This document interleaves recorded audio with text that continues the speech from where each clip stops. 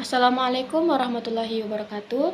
Perkenalkan, nama saya Fahmi Nur Hidayah. Saya dari Prodi Perbankan Syariah kelas C dengan nomor NIM 2023 0501 02 061. Nah, di sini saya akan membawakan ringkasan dari kelompok 1 sampai kelompok 6 tentang materi pengantar akuntansi. Nah, langsung saja di sini ringkasan materi pertama dari kelompok 1, yaitu pengantar akuntansi.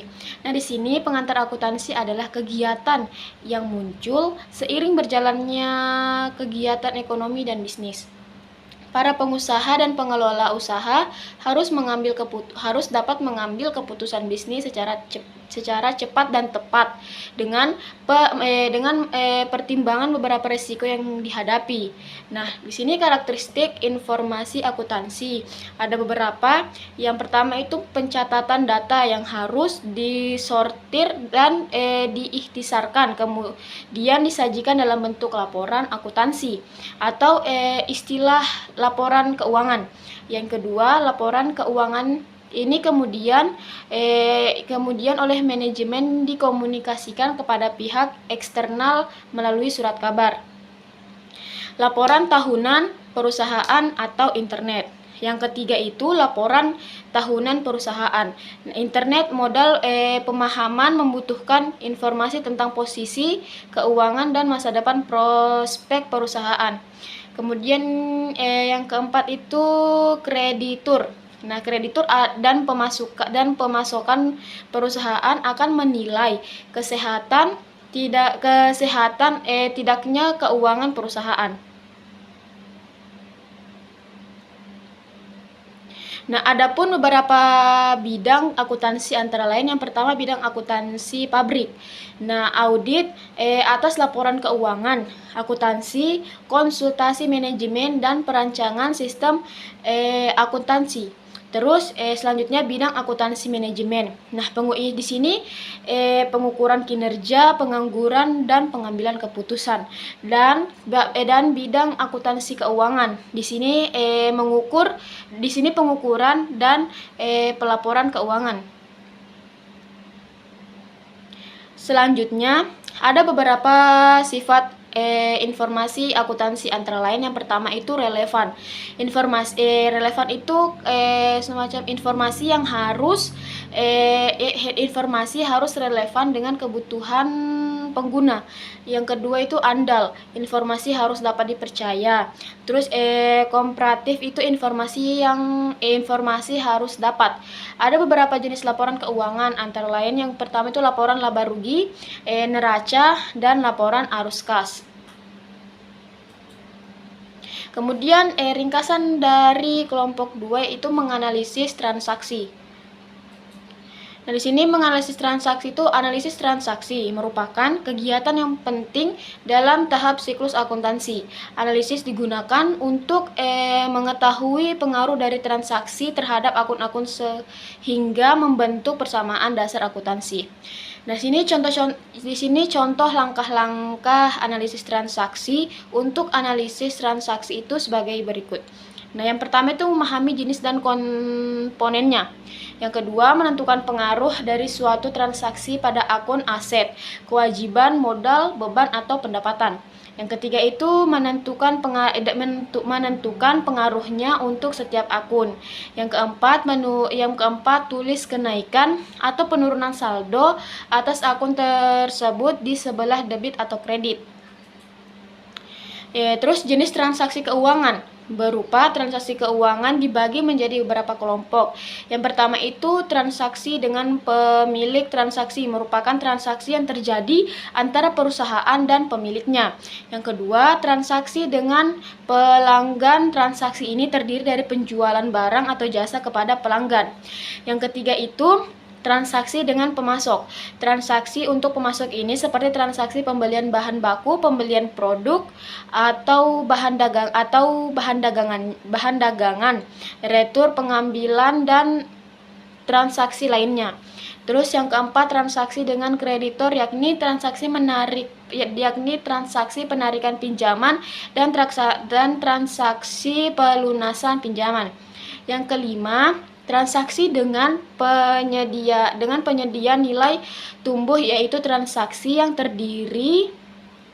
terjadi antara perusahaan dengan pihak lain yang memberikan nilai tambah kepada produk atau jasa perusahaan Anda. Selanjutnya, analisis akun. Analisis akun adalah proses di mana item baris terperinci dalam transaksi atau laporan keuangan diperiksa dengan cermat. Untuk akun tertentu seringkali oleh auditor atau kontan terlatih. Yang ketiga, saldo normal. Pada proses akuntansi adalah perkiraan jenis akun tertentu akan memiliki saldo debit atau kredit berdasarkan klasifikasinya di dalam bagian akun.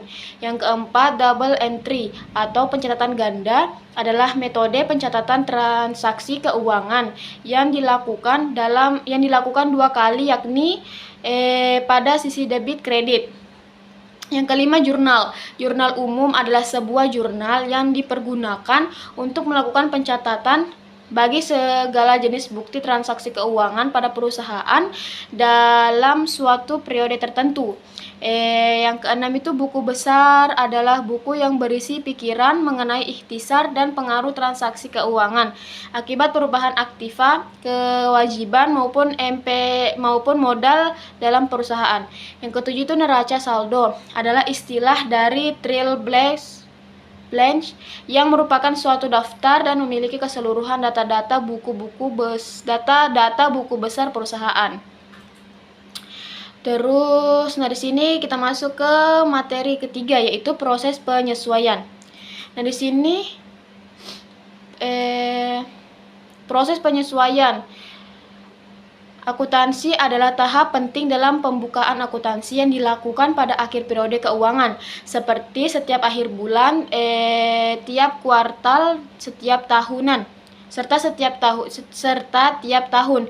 Proses ini dilakukan untuk mencocokkan berbagai kesalahan input yang sebelumnya dilakukan ketika menyusun buku besar dan menyesuaikan beberapa akun seperti beban atau pendapatan yang belum diakui pada periode akun tertentu.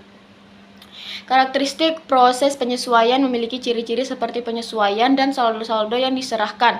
Yang pertama itu jurnal penyesuaian. Jurnal penyesuaian adalah dokumen yang penting dalam penyusunan laporan keuangan. Jurnal ini digunakan untuk mencatat pendapatan atau beban yang belum diakui pada suatu periode. Tujuan dari proses penyesuaian adalah untuk mengubah transaksi menjadi metode akuntansi aktual dan menghasilkan laporan keuangan yang akurat. Adapun fungsinya dari proses penyesuaian adalah untuk mencocokkan kesalahan input yang sebelumnya dilakukan ketika menyusun buku besar dan menyesuaikan beberapa akun seperti beban atau pendapatan yang belum diakui pada periode akuntansi tertentu. Selanjutnya cara membuat. Cara membuat jurnal penyesuaian adalah mencatat pendapatan atau beban yang belum diakui pada satu periode dan menyesuaikan beberapa akun seperti beban atau penda. Ya, kemudian di sini yang materi keempat yaitu siklus akuntansi. Siklus akuntansi adalah proses penyesuaian suatu laporan keuangan yang dapat dipertanggungjawabkan dan diterima secara umum. Prinsip-prinsip yang dicakup dalam ruang lingkup akuntansi dalam suatu periode tertentu. Terus fungsi dan tujuan akuntansi. Di sini fungsi akuntansi siklus akuntansi berfungsi sebagai pemasti dengan menghitung jumlah nyata dari penyusutan aset dengan menggunakan metode yang tepat untuk aset tertentu. Tujuan utama akuntansi adalah mengumpulkan dan melaporkan informasi keuangan suatu bisnis. Proses siklus akuntansi. Yang pertama itu tahap pencatatan bukti transaksi. Terus tahap pengikut syarat menginput, itu ada beberapa. Yang pertama itu neraca saldo, jurnal penyesuaian, dan kertas kerja. Tahap pelaporan penelitian juga terbagi menjadi 5. Yang pertama itu pelaporan laba rugi, laporan perubahan modal, kertas kerja, jurnal penutup, dan penutup akun buku besar.